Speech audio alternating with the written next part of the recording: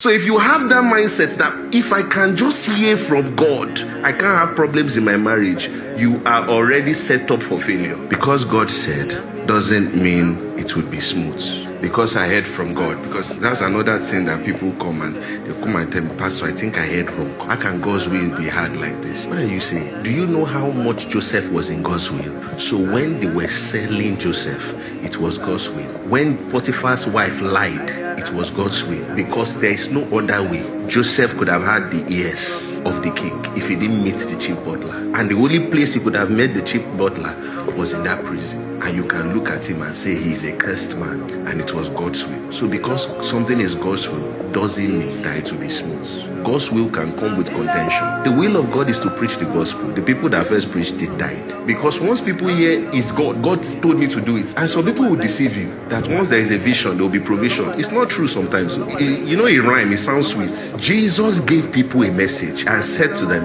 if they reject you, dust your sandal. How can you send me on an errand and tell me it might not work? He said, if they reject you. So because you are sent, what are we saying? God came from heaven and he was rejected. God is not in God's will. So if you have that mindset that if I can just hear from God, I can't have problems in my marriage, you are already set up for failure. There is something called Antichrist. It always comes for anything that has Christ in it. That means if that thing is by God, you get what we are saying. There will be contention.